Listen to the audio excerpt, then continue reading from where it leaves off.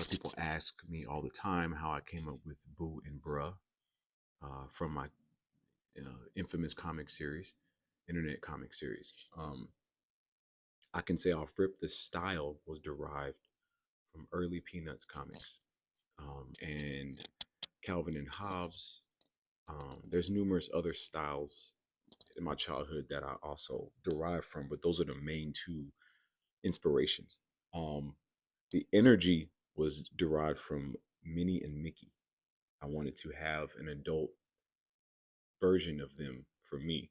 Like if I had to build my whole universe on two people, it would be Boo and Bro. I wanted to make two characters that were not necessarily generic, but universal identities for black men and black women. A lot of women can see themselves in Boo, and a lot of men can see themselves in Bruh, which is also why I chose the names. I thought about giving them, regular names, but instead I decided to think about what are things that two terms that black people use universally for men and women, and Boo and Bruh just fit together. Like I said, like Minnie and Mickey. I wanted it to roll off the tongue, you know.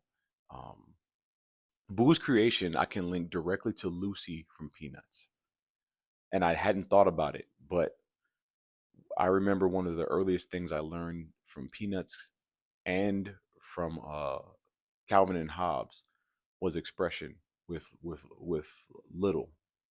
And what I mean by that is those comic styles both only require a handful of circles or lines to make those characters expressions.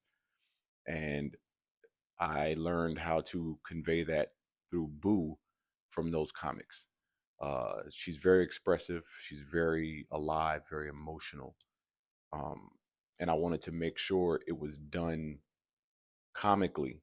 I don't want to make her look evil because black women have enough stigmas on them. That doesn't mean she can't be passionate.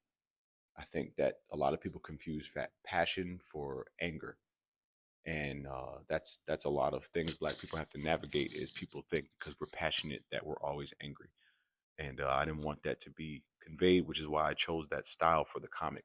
I chose to make them cartoonish, simplistic, and happy, so that the audience would expand as a result.